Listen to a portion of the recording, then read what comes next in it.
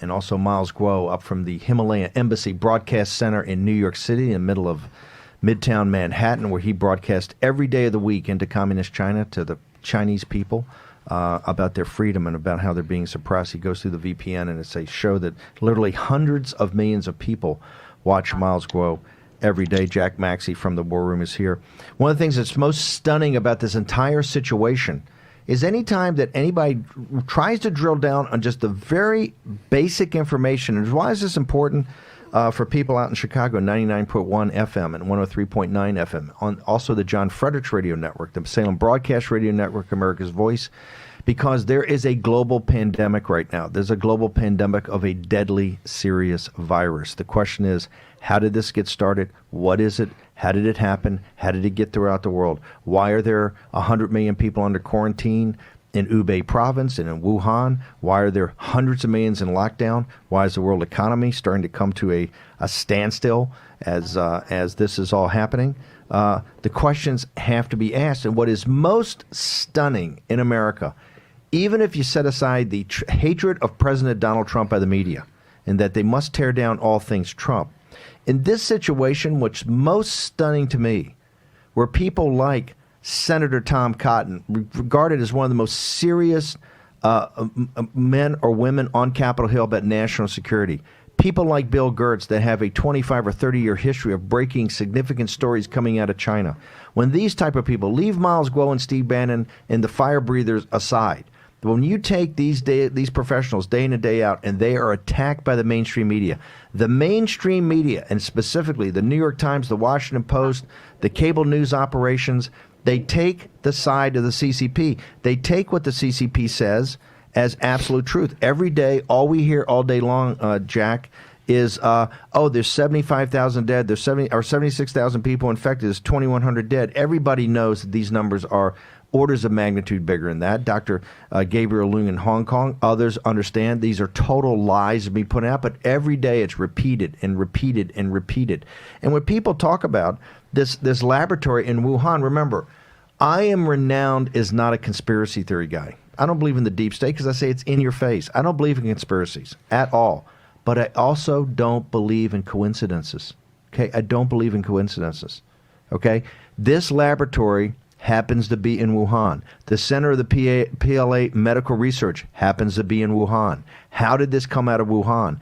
That stuff that came out of the market, we now know from the World Health Organization, from CDC, all of that everything that was said about the wet market is a lie. All those videos, and it was Miles Guo that told me the very first day the video came out with the girl eating the bat head, the live bat, he said, that is the CCP. That's how they put propaganda out. They're trying to show the Chinese people are too uncivilized, right? And that's going to be their thing, that's these wet markets. It didn't happen in the wet market. Now we know patient zero had nothing to do with the wet market. That was on December 1st. Now we think it actually happened beforehand. The CDC has not been allowed. President Trump has offered now, I think, 5 times for the CDC, the top people in the world, to go over there. Have been totally rejected by the CCP. President Xi has allowed the World Health Organization, who the top management looked to be a total disaster. And we had David Ramaswamy, a Hindu American, on here who had worked in Somalia and said that the guy, the head of the World Health Organization, was a disaster. They're now in hotel rooms, in 5-star premier hotel rooms in Beijing, reading data given to them by the CCP. They're not down in Wuhan. So, Bill, I want to go back to this thing. You made an assertion, and Miles, I'll come back to you in a second, but you made an assertion that there is a secret weapons program that's gone down there, and that has actually been documented by U.S. documents, by government documents, that it's a known fact that this was going on at that level 4, or around that level 4 lab. How do you back that up? Well, in last summer, the State Department published its annual Arms Control Compliance Report. And in a section on China and its compliance with the Biological Weapons Convention, the report in the unclassified version stated pretty categorically that the U.S. believes that China is engaged in offensive biological weapons research. They have listed some of the activities. Again, it's an unclassified form. This is going on. And the fact that China has not disclosed this and has not discussed it. And the report says that the U.S. approached the Chinese, asked them about it, and were basically blown off. So again, but hang on one second. You've also told me, and I want to make sure you back this up. You've also said that when it was agreed that they would get a level 4 lab. And the reason these level 4 labs, ladies and gentlemen, are so controversial is that you could have the ability to actually start a weapons program. You're not supposed to, but the ability is there if you had the right people. And by the way, you should understand, they sent the Major General, the Wen Chen, I think it is, Wen Chen, Miles, has been sent. She's a Major General. She studied here in the United States. She's renowned. She's renowned in the weapons program. She's now down in charge of this. But go back to this thing you talked about, that they admitted they actually had a program down there to qualify for the level 4 and kind of promise it wouldn't happen again, right? Well, again, people mirror image with the United States, and we think that there are civilian and military facilities. In China, the military and civilian facilities are integrated totally. And so the Chinese basically are using their civilian, and this report suggests it, they call it dual-use research. In other words, military-civilian research. So you can assume that if they declared only one single P4 lab, pathogen 4 lab, that this is where they're going to be doing research on biological weapons. The reason this is so important, as Dr. Hatfield said, right now there's only 2 ways that this gets solved. A vaccine is developed, and the vaccine is anywhere from, the experts have said, a year to a year and a half or longer away, or social separation, and that's a fancy term for quarantine, that you basically have to separate people.